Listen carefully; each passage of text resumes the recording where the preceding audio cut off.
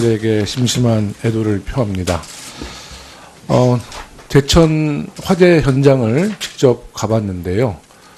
저희가 TV에서 보던 그 높은 건물이 아니라 실제 현장에서 본 건물은 생각보다 높이가 그리 높지 않았다. 특히 안타까운 것은 2층이 높이가 낮았기 때문에 정말 유리창만 깼어도 그 안에 계셨던 분들이 그냥 뛰어내려도 젊은 분이었으면 간단한 찰과상 정도 입을 정도의 높이여서 현장에 가서 정말 그 아픔이 또 안타까움이 더 컸다는 말씀을 드립니다. 지금 많은 국민들과 유가족분들이 계속 문제제기하는 것은 왜 소방관들이 현장에 도착해서 2층 유리창을 깨고 진입하지 않았느냐, 이 문제를 계속 질문하고 있는데, 우리 소방청장님 다시 한번 왜 그때 2층을 진입을 안 하셨습니까? 먼저 많은 인명피해가 발생한 데에서 안타깝고 송구스럽게 생각을 합니다. 그런데 결과적으로 지금 놓고 보면 저희들이 구조 성패를 떠나서 지휘관의 판단과 현장에 대한 상황 대처가 상당히 좀 아쉬움이 많이 남습니다. 그러면 총 대응에 대한 아니 그런데 의원님 네. 잠깐 아쉬움이 남는데 네. 실제로 의원님 잘 아시다시피 화재 현장은 그러니까 현장에 그때 그 상황을 간단히 좀 말씀해 주세요. 왜 진입 안 하셨어요? 그 당시에 진입은 저희들이 아까 보고 드렸던 대로 LPG? LPG 거기에 이제 우선순위를 둔 거죠? 차량이 그럼 다시 한번 질문하겠습니다. 예. 그 LPG 가스통이요. 제가 가보니까 건물과 가깝게 거기에 설치되어 있던데, 그것을 인허가를 하기 위해서는 화재가 최악의 상태, 화재가 발생해도 큰 문제가 없기 때문에 가스공사나 그쪽에서 인허가를 내준 거 아니겠어요?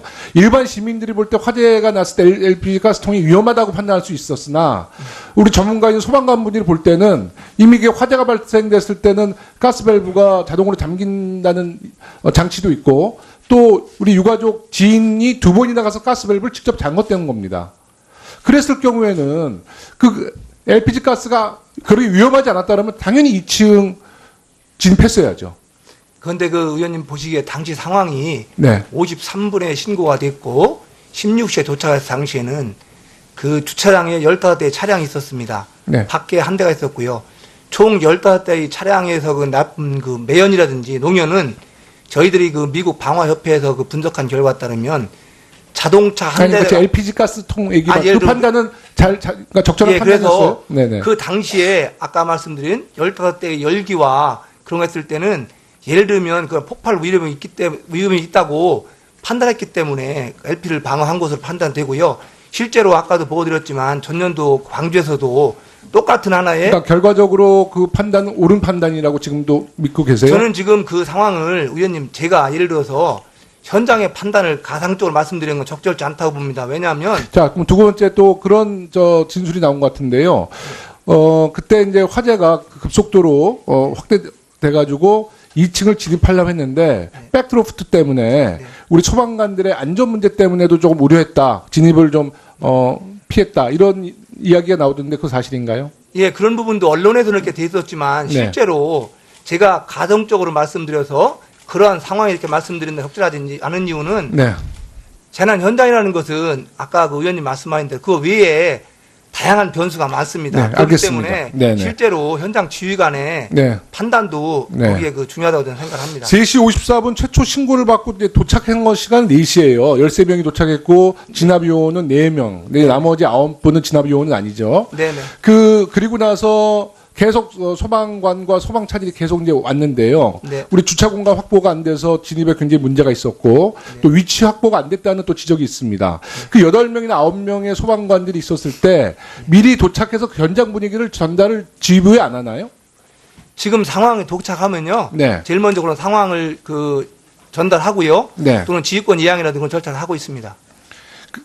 그럼 지휘권 인양해서 그걸 다 받았는데 그렇게 우왕좌왕했단 말씀이에요? 아까 말씀하셨던 대로 지휘권 이양 문제는 통상적으로 저희들이 현장의 재난 지휘관이 도착이 되면 그때부터 이렇게 지휘권이 이양되는 거로 그러면 생각합니다. 지휘권이 화재 현장에서 지휘권 체계는 어떻게 됐어요? 처음에 서장님이 지휘권을 갖고 있다가 그 다음으로 어떻게 됐습니까? 아까 소방서장이 얘기했던 대로 16시 16분경에 이렇게 이양을 한 것을 이렇게 지금 보고 있습니다. 그러니까 선착대가 도착해서 제천 소방청장을 통해서 그 다음에 충북 소방본부장까지 지휘권을 이제 그 인수한 거죠. 네, 중앙본부장한테 이권 된 네. 것은 그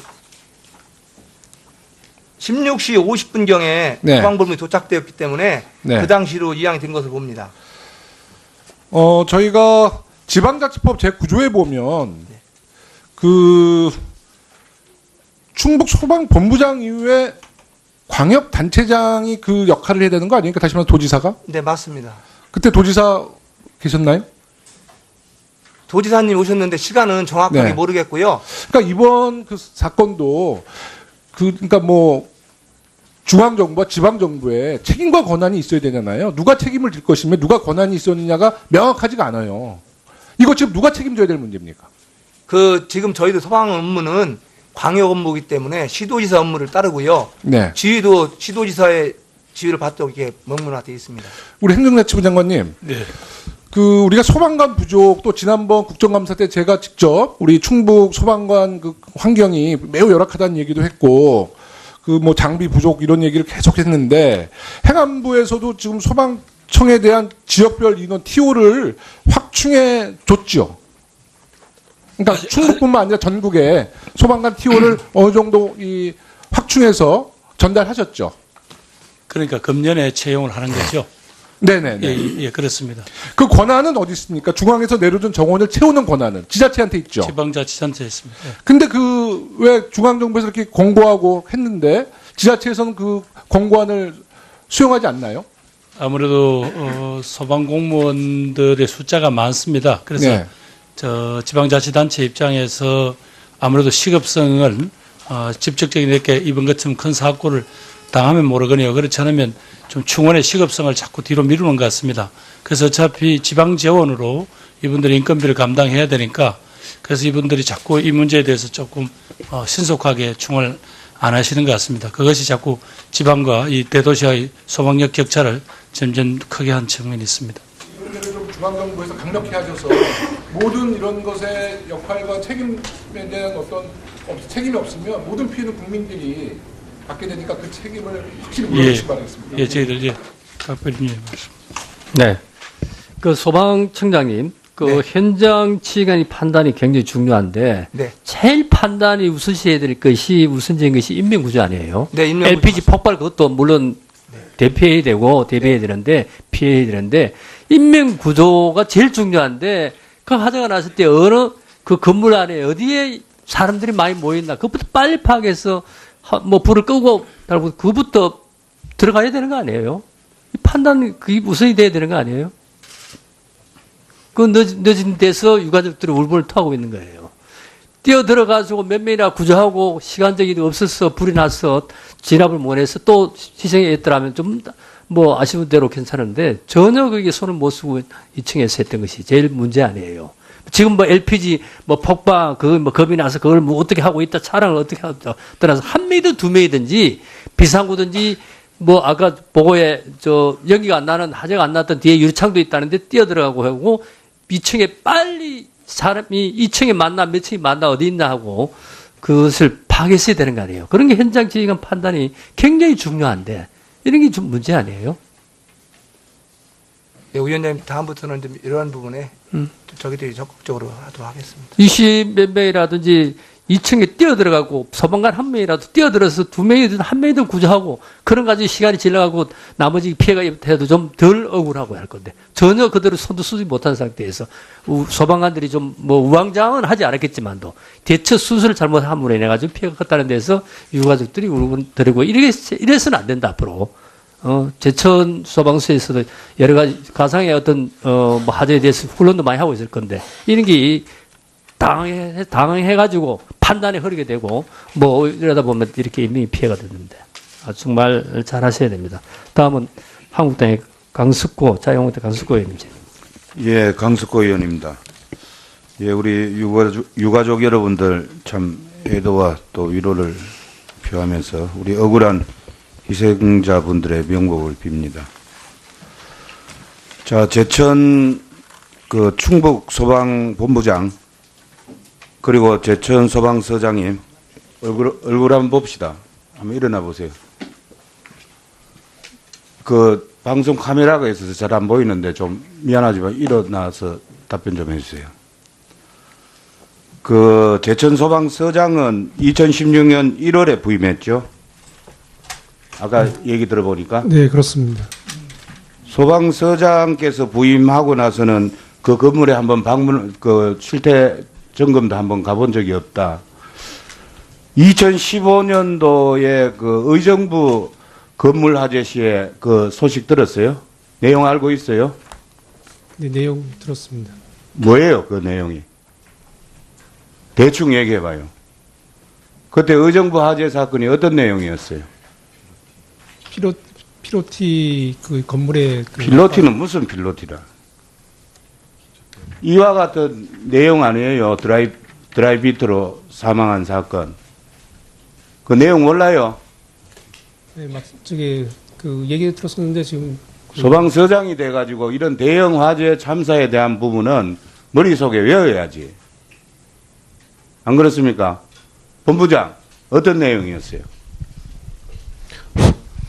네, 지금과 같이 그 필로티된 주차장에서 화재가 발생했는데 오토바이 그쪽에 해서 그때 그 지금과 같이 외부 필로티 외부 외장재로 해가지고 급격하게 드라이비트 연소된 건물로서 예, 일순간에 그렇습니다. 예, 많은 그렇습니다. 사상자가 났죠. 예, 그렇습니다.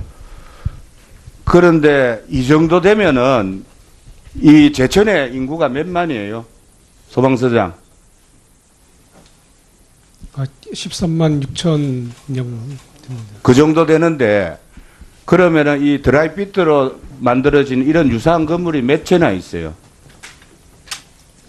그 다중이 이용하는 시설은 그 크게 좀 얘기해요. 크게 안 들린다. 예, 다중이 이용하는 시설은 3개 정도 있는 네? 지금 세 군데가 있는 걸로. 세 군데나 있는데 이런 건물을 한 번도 안 가봤어요. 한 수십 개나 되면은 바빠서 못 간다 하는데 이런 건 한 번씩 방문을 해가지고 점검을 가봐야 될 거 아니에요. 소방서장이 직무 태만이라 이거. 소방청장 이거 해고예요. 해고. 그렇잖아 이게. 2015년도에 의정부에서 이런 대형 참사가 났는데 본인이 소방서장에 취임하면은 이런 유사한 건물이 어디에 산재가 돼 있고 또 현장 방문을 해가지고 어떠한 부분에서 소방 현장을 방문을 하면은 무허가 건물에 소방 시설이 어떻게 돼 있다 이런 것도 확인을 하고 하는 게 소방서장의 그 임무 중에 하나 아니에요? 소방본부장 어떻게 생각합니까? 네, 취약 지역에 대해서는 가장 기초본적인 임무 아니에요? 그래요, 안 그래요? 네, 취약 지역에 대해서는 관할 지휘관들이 대체로 한 번씩 방문하고 있습니다. 그래서 이런 부분에서는 이게 아무리 소방청장이 지시를 하고 해도 현장 일선 지휘관의 정신 상태가 저 모양이니까 이게 모든 초등 단계에서 다 가는 거예요. 다 가는 거. 저런 분들은 자격이 없어. 자격이. 현장 지휘관이 현장을 똑바로 지휘하고 관리를 해줘야만이 소방청장이 좋은 정책을 또 바꾸고 해갖고 내려가면은 거기에 따라주는 게 현장 지휘관이 옳은 사람이 돼야 되는 거지. 저렇게 허리멍텅한 사람을 현장 지휘관에 내놓으니까 이런 대형 참사를 막지 못하는 거 아니에요. 소방청장께서는 전국의 소방서장들, 현장 지휘관들 자질에 대한 부분을 다시 한번 점검을 해볼 필요가 있지 않겠습니까? 네, 의원님 말씀하신 대로요. 일선 소방 관사장들이 현장 방문도 하고 이렇게 할 수 있도록 하겠습니다. 그리고 현장에 그 2017년도 1월 18일, 2016년도 10월 31일 제천소방서의 특별조사 시에 이런 부분도 이게 불법 아까 그 경찰청에서 얘기한 대로 건축법 위반 8층 테라스 9층 옥탑방 무단 증축 이런 부분도 소방 현장 실사를 가면은 이게 무단 증축을 했는지 소방 시설에 문제가 있는지 다 내용이 나온다고.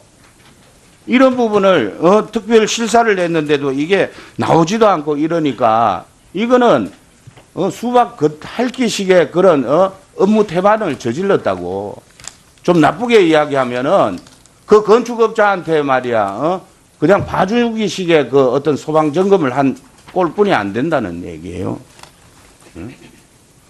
그래서 아까 우리 유족 측에서 이제 내가 질타는 그만하고 유족 측에서 그 여자 사우나실에서 사망한 20명 생존하였을 거로 추정되는 16시 20분까지 이게 소방관들이 그 2층 진입 요청과 하염이 없는 창문이 있었음에도 불구하고 진입 못한 이유 소방서장 한번 답변해 보세요.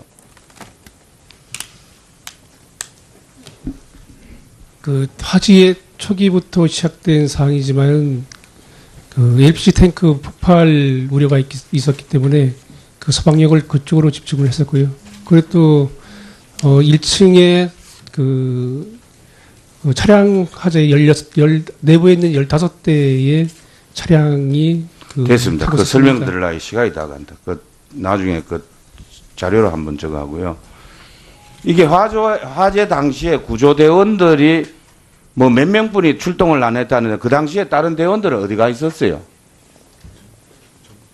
예?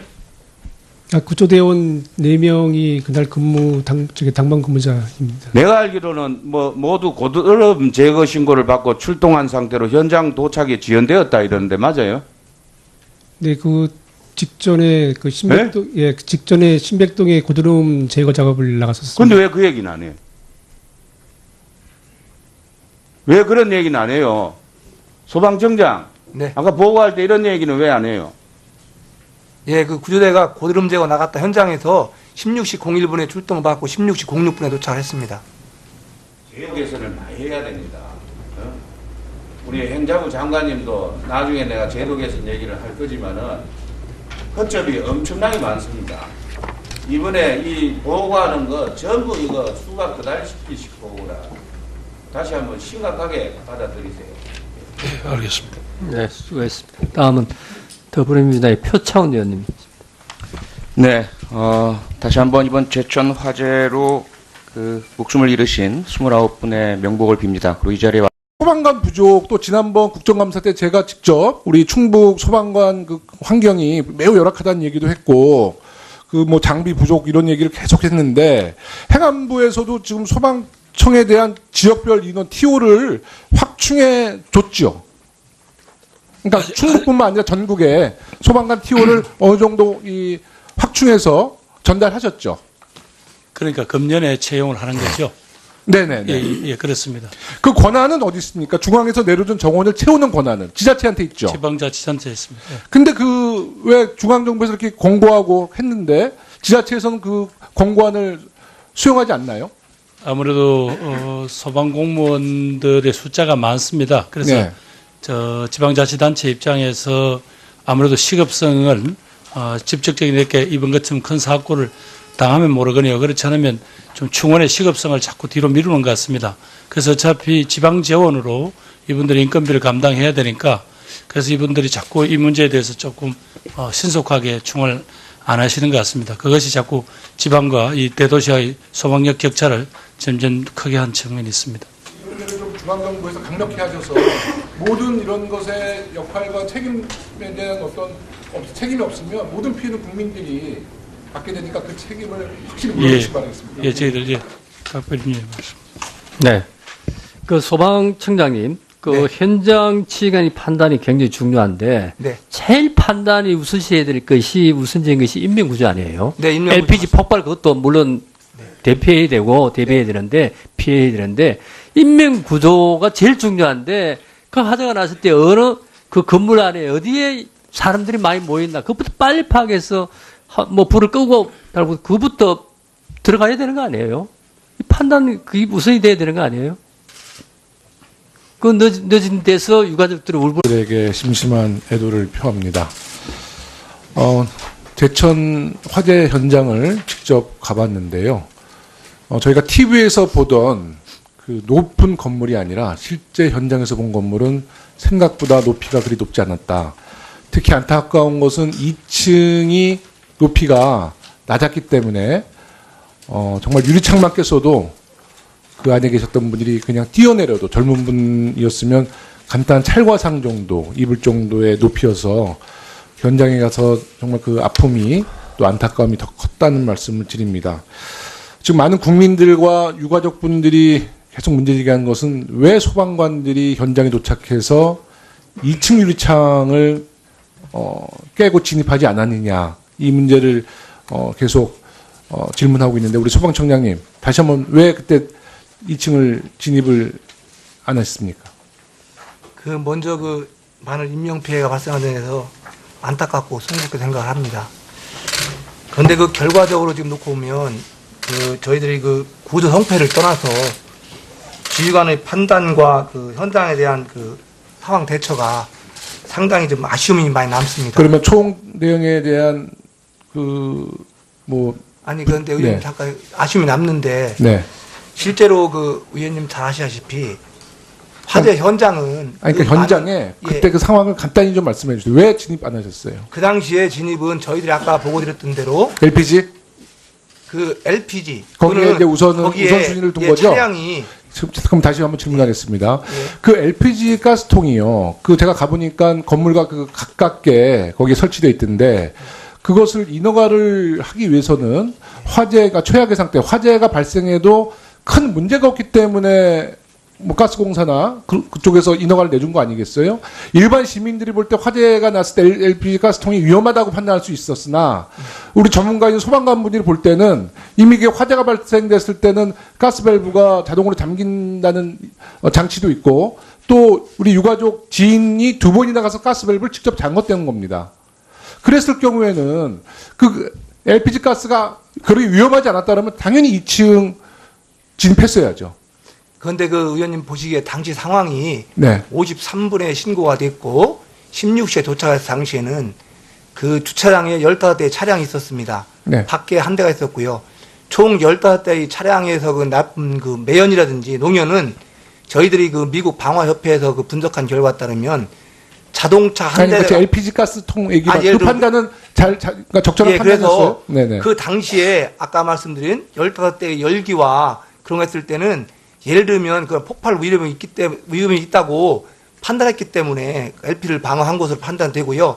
실제로 아까도 보여드렸지만 전년도 광주에서도 똑같은 하나의 그러니까 결과적으로 그 판단은 옳은 판단이라고 지금도 믿고 계세요? 저는 지금 그 상황을 의원님 제가 예를 들어서 현장의 판단을 가상적으로 말씀드리는 건 적절치 않다고 봅니다. 왜냐하면 자, 그럼 두 번째 또 그런 진술이 나온 것 같은데요. 그때 이제 화재가 급속도로 확대돼가지고 2층을 진입하려고 했는데 백드로프트 때문에 우리 소방관들의 안전 문제 때문에도 조금 우려했다. 진입을 좀 피했다. 이런 이야기가 나오던데 그거 사실인가요? 예, 그런 부분도 언론에서는 이렇게 돼 있었지만 네. 실제로 제가 가정적으로 말씀드려서 그러한 상황에 이렇게 말씀드린다 적절하지 않은 이유는 네. 재난 현장이라는 것은 아까 그 의원님 말씀하신 대로 그 외에 다양한 변수가 많습니다. 네, 그렇기 알겠습니다. 때문에 네네. 실제로 현장 지휘관의 네. 판단도 네. 거기에 그 중요하다고 저는 생각합니다. 3시 54분 최초 신고를 받고 이제 도착한 것 시간 4시예요. 13명이 도착했고 진압요원은 4명. 네, 나머지 9분은 진압요원은 아니죠. 네네. 그리고 나서 계속 소방관과 소방차들이 계속 이제 왔는데요. 네. 우리 주차 공간 확보가 안 돼서 진입에 굉장히 문제가 있었고 또 위치 확보가 안 됐다는 또 지적이 있습니다. 그 8명이나 9명의 소방관들이 있었을 때 미리 도착해서 그 현장 분위기를 전달을 지휘부에 안 하나요? 지금 상황에 도착하면요. 네. 제일 먼저 그런 상황을 그 전달하고요. 네. 또는 지휘권 이양이라든가 그런 절차를 하고 있습니다. 그럼 지휘권 인양해서 그걸 다 받았는데 그렇게 우왕좌왕했단 아까 말씀이에요? 말씀하셨던 대로 네. 지휘권 이양 문제는 통상적으로 저희들이 현장의 재난 지휘관이 도착이 되면 그때부터 이렇게 그 뭐랄까요 지휘권이 그 이양되는 걸로 그러면 생각합니다. 지휘권이 화재 현장에서 지휘권 체계는 어떻게 됐어요? 처음에 서장님이 지휘권을 갖고 있다가 그 다음으로 어떻게 됐습니까? 아까 그 소방서장이 얘기했던 대로 16시 16분경에 이렇게 네. 이양한 것을 이렇게 지금 보고 있습니다. 그러니까 선착대가 도착해서 제천소방청장을 통해서 그 다음에 충북소방본부장까지 지휘권을 이제 그 인수한 거죠. 네, 중앙본부장한테 이권 된 네. 것은 그 16시 50분경에 네. 소방본부에 도착되었기 때문에 네. 그 당시로 이양이 된 것을 봅니다. 저희가 지방자치법 제9조에 보면 그 충북소방본부장 이후에 광역단체장이 그 역할을 해야 되는 거 아닙니까? 다시 말해 도지사가? 네, 맞습니다. 그때 도지사 계셨나요?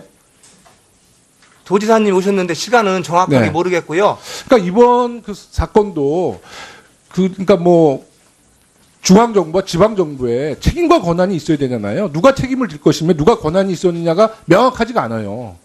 이거 지금 누가 책임져야 될 문제입니까? 지금 저희도 소방 업무는 광역 업무이기 때문에 시도지사 업무를 따르고요. 네. 지휘도 시도지사의 지휘를 받도록 이렇게 명문화되어 있습니다. 우리 행정자치부 장관님, 네. 우리가 설토하고 있는 거예요. 뛰어들어가지고 몇 명이나 구조하고 시간적이 없어서 불이 나서 진압을 못해서 또 희생했더라면 좀 뭐 아쉬운 대로 괜찮은데 전혀 그게 손을 못 쓰고 2층에서 했던 것이 제일 문제 아니에요. 지금 뭐 LPG 뭐 폭발 그거 뭐 겁이 나서 그걸 뭐 어떻게 하고 있다 차량을 어떻게 하고 떠나서 한 명이든 두 명이든지 비상구든지 뭐 아까 보고에 연기가 안 나는 화재가 안 났던 뒤에 유리창도 있다는데 뛰어들어가고 하고 2층에 빨리 사람이 2층에 만나 몇 층에 만나 어디 있나 하고 그것을 파악했어야 되는 거 아니에요. 그런 게 현장 지휘관 판단이 굉장히 중요한데 이런 게 좀 문제 아니에요? 네, 위원장님 다음부터는 좀 이러한 부분에 저희들이 적극적으로 하도록 하겠습니다. 20 몇 명이라든지 2층에 뛰어들어가고 소방관 한 명이라도 뛰어들어서 두 명이든 한 명이든 구조하고 그런 가지고 시간이 지나가고 나머지 피해가 입혀도 좀 덜 억울하고 할 건데 전혀 그대로 손도 쓰지 못한 상태에서 소방관들이 좀 뭐 우왕좌왕은 하지 않았겠지만도 대처 수술을 잘못함으로 인해 가지고 피해가 컸다는 데서 유가족들이 울고드리고 이래서는 안 된다 앞으로. 제천 소방서에서도 여러 가지 가상의 어떤 뭐 화재에 대해서 훈련도 많이 하고 있을 건데 이런 게 당황해가지고 판단이 흐르게 되고 뭐 이러다 보면 이렇게 인명이 피해가 되는데 정말 잘 하셔야 됩니다. 다음은 한국당의 강숙고 자유한국당 강숙고 의원님. 예, 강숙고 의원입니다. 예, 우리 유가족 여러분들 참 애도와 또 위로를 표하면서 우리 억울한 희생자분들의 명복을 빕니다. 자, 제천 충북 소방본부장 그리고 제천 소방서장님 얼굴 한번 봅시다. 한번 일어나 보세요. 방송 카메라가 있어서 잘 안 보이는데 좀 미안하지만 일어나서 답변 좀 해주세요.